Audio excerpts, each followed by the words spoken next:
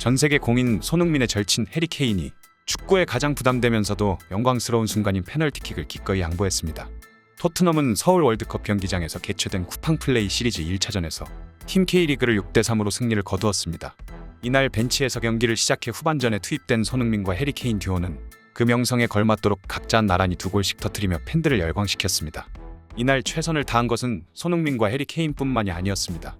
에릭 다이어 역시 전반전 환상적인 왼발 중거리포로 선제골을 터뜨려 득점에 물꼬를 텄습니다. 토트넘은 이 경기 내내 6골이나 넣으면서 팬서비스를 화끈하게 보여주었습니다. 이날 경기의 하이라이트는 역시 케인은 손흥민에게 페널티킥을 양보하는 순간이었습니다. 평소 토트넘의 페널티킥 간판 스타인 해리 케인이 손흥민에게 한국에서의 첫 페널티킥을 양보하며 절친임을 인증한 것입니다. 이날 콘테 감독의 얼굴이 화면에 잡힐 때마다 엄청난 환호성이 터지기도 했습니다. 평소 늘 진지한 표정을 짓는 콘테 감독도 이날만큼은 손을 흔들며 흐뭇한 표정을 지어 보였습니다. 경기 후 콘테는 64,000명의 관중 앞에서 뛴 것은 놀라웠다. 흥분되는 경기였다. 프리시즌 첫 경기였다. 좋은 점을 많이 봤다. 더 향상돼야 할 점들이 보였다. 더 열심히 훈련을 해야 한다. 선수들이 모두 출전했다는 점에서 의미가 있다고 매우 긍정적으로 총평했습니다. 케인이 손흥민에게 페널티킥을 양보한 장면에 대해서 콘테는 케인이 SON에게 양보했다고 말했습니다. 뒤이어 그는 손흥민도 페널티킥을 잘 찬다. 보통 토트넘 경기에서는 케인이 차지만 케인이 손흥민에게 어떤 이유로 양보했다 면서 연신 흐뭇한 표정을 지었습니다. 이 경기의 또 다른 뷰포인트로 토트넘의 신무기 히샬리송의 서울 데뷔전이 꼽혔습니다. 이날 콘테 감독은 최근 이적해온 선수 히샬리송을 선발 투입했습니다.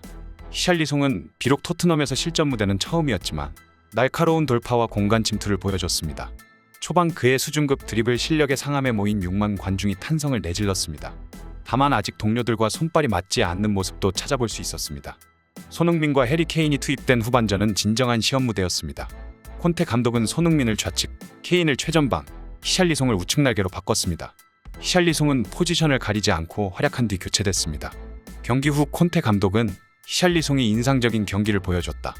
사이드와 중앙에서 9번과 10번 역할도 수행했다. 스피드가 좋았고 팀을 위해 희생했다. 며 합격점을 줬습니다. 히샬리송의 방안은 처음이 아닙니다. 지난 6월 브라질 대표팀의 일원으로 서울에 왔던 히샬리송은 무려 선제골까지 터뜨리며 경기에서 맹활약했습니다. 당시 히샬리송은 경기 후 손흥민과 인증샷을 찍기도 했습니다. 공교롭게도 이제는 손흥민의 동료가 된 히샬리송은 한 달 만에 다시 상암에서 활약하며 한국과 보기 드문 인연을 맺게 되었습니다. 이와 함께 반가운 소식으로 토트넘의 해리 케인의 이적이 없을 예정이라는 사실이 전해졌습니다. 독일 매체 키커는 지난 한 달간 바이에른 뮌헨이 로베르트 레반도프스키의 대체 선수로 케인 영입을 고려하고 있다고 알렸습니다. 바이에른 뮌헨은 레반도프스키와 결별이 유력한 상황입니다. 그를 대체할 새로운 선수를 찾아야 해 크리스티아노 호날두를 후보로 삼았지만 끝내 영입하지 않기로 했습니다. 이후 관심을 드러낸 선수가 바로 케인입니다. 케인은 마우리시오 포체티노 감독 시절에 톱 공격수 반열에 올랐고 프리미어리그를 넘어 손흥민과 함께 유럽 최고 공격수 반열에 올랐습니다. 그러나 이러한 뮌헨의 제안에 아스톤 빌라와 잉글랜드 대표팀 출신의 공격수 가브리엘 아그볼라어는 풋볼 인사이더를 통해 케인의 이적 가능성은 없다고 언급했습니다. 아그볼라어는 지금 케인을 언급하는 건 다소 지루한 이야기다. 토트넘은 케인 입장료로 1억 5천만 파운드, 하나 약 2,330억 원을 제안받아도 수락하지 않을 것이다. 케인이 떠난다면 안토니오 콘테 감독도 집에 간다고 말할 것이기 때문이다. 콘테 감독은 토트넘에서 무언가를 만들려고 한다. 케인을 떠나보낼 수 없다. 선택사항이 아니다. 모두 헛소문이다. 라고 덧붙였습니다. 이 대목에서 콘테 감독의 토트넘 운영 방식에 케인과 손흥민을 필두로 한 전략이 확정되었음을 알 수 있습니다. 또한 그는 지난 여름 맨체스터 시티와 연결됐으나 그 팀에 엘링 홀란드가 갔다. 라며 케인 생각에는 토트넘이 더 강해 보이고 이번 시즌 더 잘할 것이다. 내 생각에 케인은 토트넘에 남을 거다. 행복감을 느끼고 있다. 그는 새 계약을 맺고 잔류할 것이다. 라고 강조했습니다. 토트넘은 콘테 감독과 함께 유럽 축구연맹 챔피언스리그 진출권을 획득했습니다. 이와 더불어 여름 이적 시장도 순조롭습니다. 이반 페리시치, 이브 비수마, 히샬리송 등 새로 이 팀의 힘이 되어줄 주축 선수들을 데려왔기 때문입니다. 케인은 토트넘과의 이미 재계약에 대한 의사를 밝힌 바 있습니다.